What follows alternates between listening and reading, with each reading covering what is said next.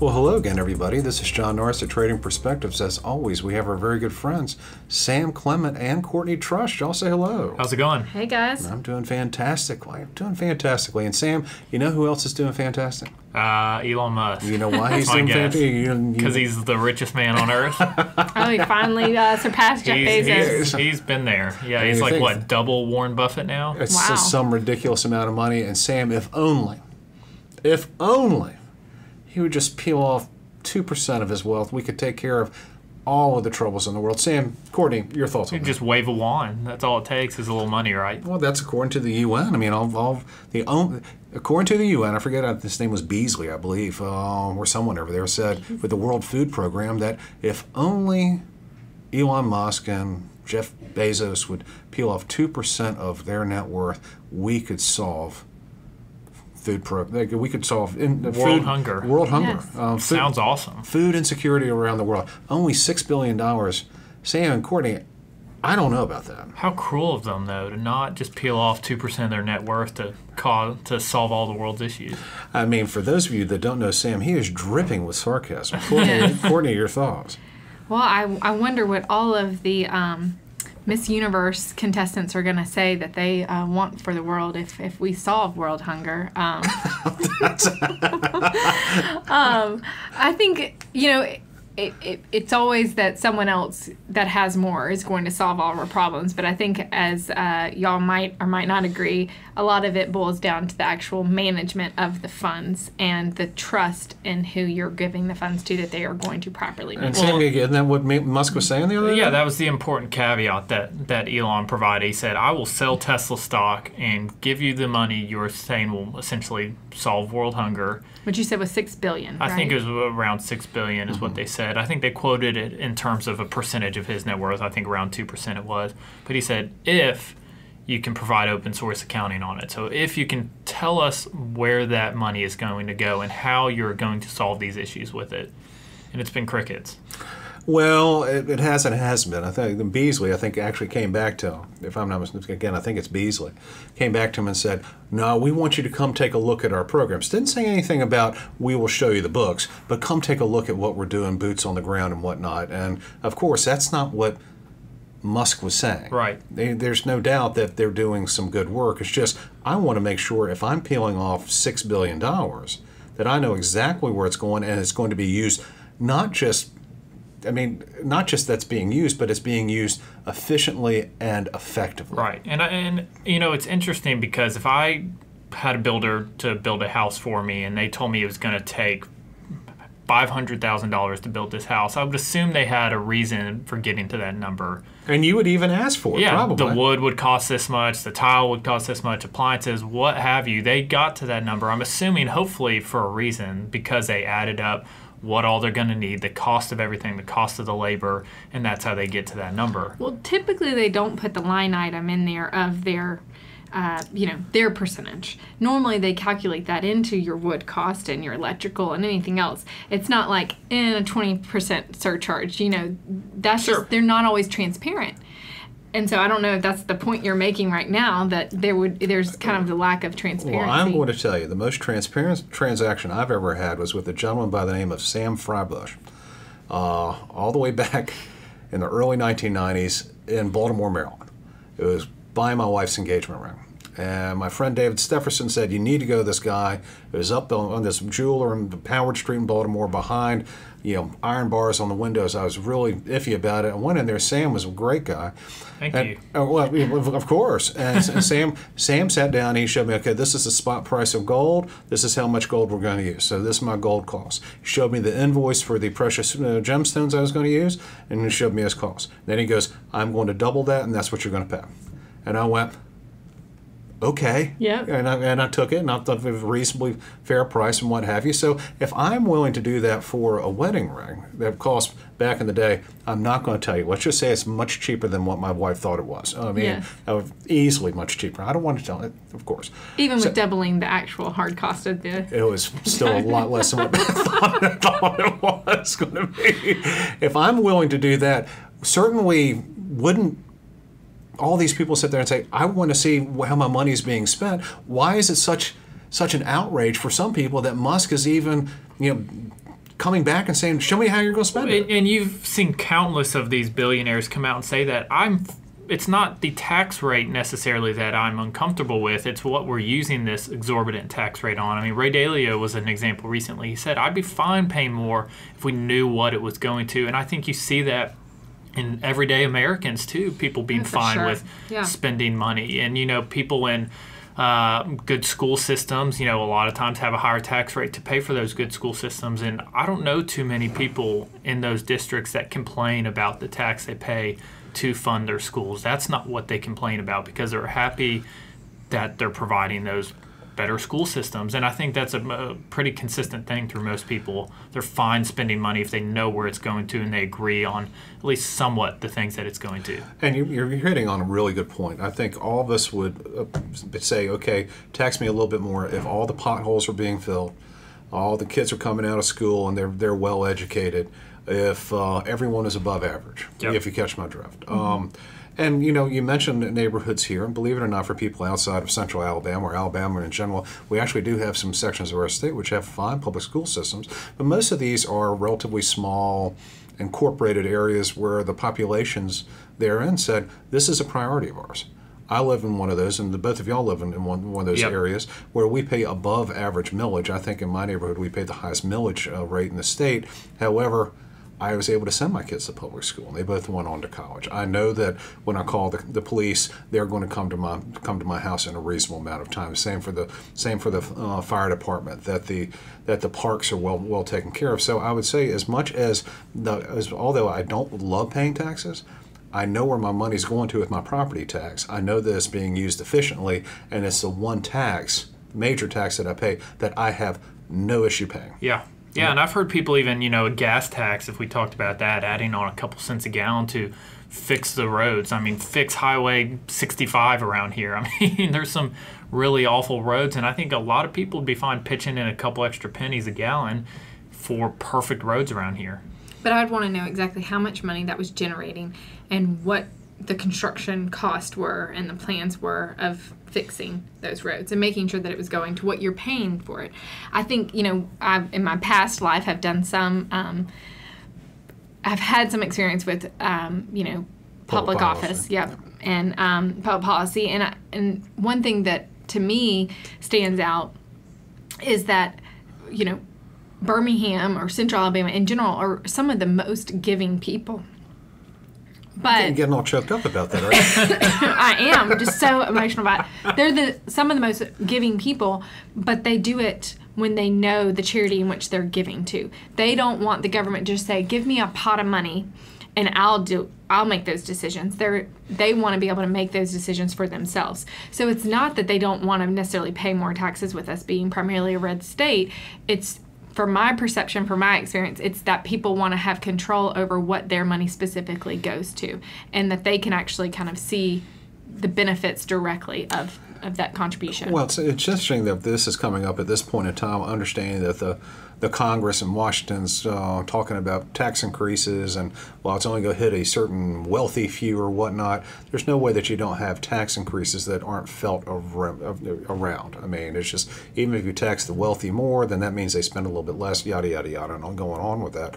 That we're talking about this because all three of us are at different stages in our lives and really sort of where we are, and yet we still worry about the same things, and that's being able to have enough money. Sam, you and Han are newly married and trying to save up some money and buy a bigger house at some point and make sure that you all have kids that they can go to the schools that they want to.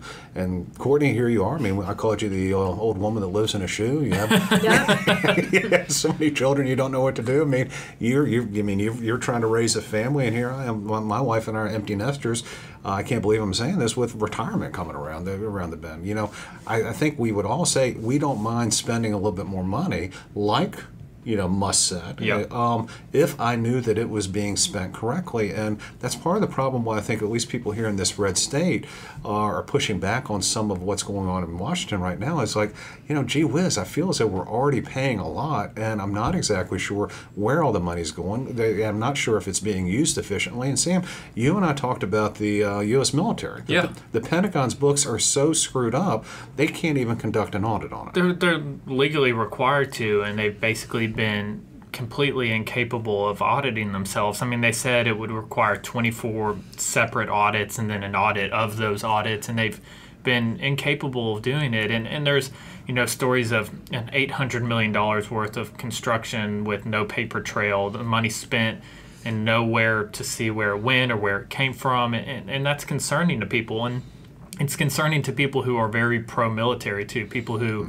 are fine with the amount of money. It's not the top line dollar amount that people say, well, I'm not fine spending, $700+ billion on our military this year. It's, I'm not fine spending $700 billion and not knowing where it goes. We're seeing hundreds of millions of dollars. Millions. Even billions. Yeah. Disappearing with really nothing to show for it. I mean, you and I have talked about looking over the PLA and the Navy there and the amount of ships they're producing, and it seems like we're not really keeping up right now. And you'd think the people that are very pro-military even and fine spending that amount of money, we would have new ships coming out essentially every quarter. Well, and that's what's frustrating for me. It's just I think hopefully all of us would agree here that our various governments don't necessarily have a revenue problem. We've got a spending and accountability problem, and that's why obviously we live in a red state. We're going to talk when we talk about this type of stuff. We're going to have more people kind of our worldview. But I think increasingly the reason why maybe the administration has not been able to get past all these tax increases and all this massive increase in expenditures is people are starting to go, where's it going? And Courtney, I mean, here I am looking at you going, here you are, Gen Y, mother, family, all that stuff, and someone comes in and says, hey, we're going to increase taxes, we're going to solve world hunger, all that stuff. How do you respond to that? Well, I think for me specifically, I definitely do want there to be social services. I do think that there are value adds in the government stepping up and helping people in need when it's warranted. And yes, there's always going to be a situation in which something could probably be better managed. And that's not unique to the government. I mean, that's probably also, businesses might see that as well. I think that there should be some transparency, and maybe when we're looking at our budget, they might say, well, you're eating up some of the cost for the social services because you're going to have to pay for there to be oversight. To me, I think that generally, I'm going to make that generalization here, that people would appreciate paying a little bit more for the oversight if it provided more transparency. If there was an end goal, like if we're increasing specifically because of inflation, as we've talked about before, because of we're going to need additional oversight because, hey, at some point we would want to balance our budget. Like I remember when I was younger that was actually a point of conversation when candidates would run for office. Now it's just like it's so far gone, it's not brought up. So I don't think this is unique to the government. But going back to Elon Musk, I think he's right, and I think that most people who work hard for their money would say, I'm happy. Well, they might not say this, but some people would say, I'm happy to give for people who are in need. I want to know exactly how it's beneficial. And I think people, everyday Americans have a sour taste in their mouth after some of the bills that have passed recently. And you kind of look into the bills and you see, one, just how these bills are passed. You don't have a simple infrastructure bill. It truly is sausage making. I mean, it's everyone piles in what they can, and we got to get his vote, so we put another $1 billion in for a program that he wants. And you end up with so much stuff in these bills that are passed that have nothing to do with the original idea behind the bill. I mean, we gave hundreds of millions of dollars to China last year in aid for a country that already owns $1 trillion of our debt. So why are we giving them back more money, needing more debt? I think back then at the time, really, it's taking a look at that 2020 spending bill that they came with in the fourth quarter, over $1 trillion or whatnot. We both did a Control F on the document, and just you could type in, Courtney, you could type in any crazy thing that you wanted to type in, white run-offs, I mean, just stuff like that.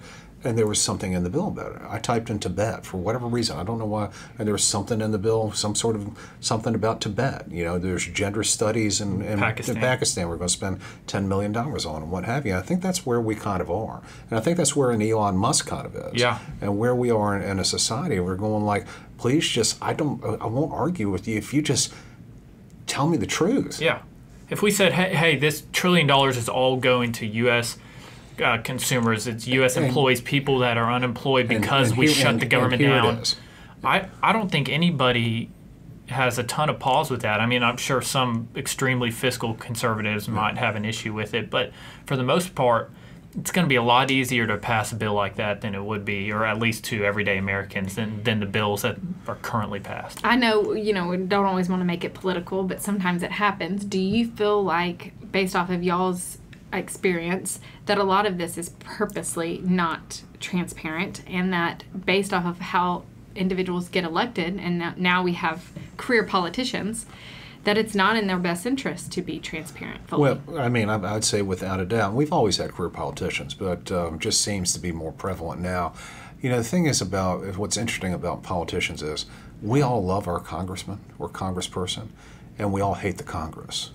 And that's part of the reason why we elect people, to bring the port back to our district. Right. And so that's part of the reason why it's not as transparent as it could be, because everyone in Washington has the same agenda, to get reelected, and in order to do so, they've got to bring home the bacon. So it's kind of like, okay, Gary Palmer, who's our representative, Lord knows, I mean, I don't know exactly what all he's doing. I'm sure we got some pet projects here that we got that has absolutely no business being here. But at the same time, building bridges in Alaska some years ago, we have that type of stuff. There's money just being thrown around hither and yon that, if we're transparent about it, we say absolutely not.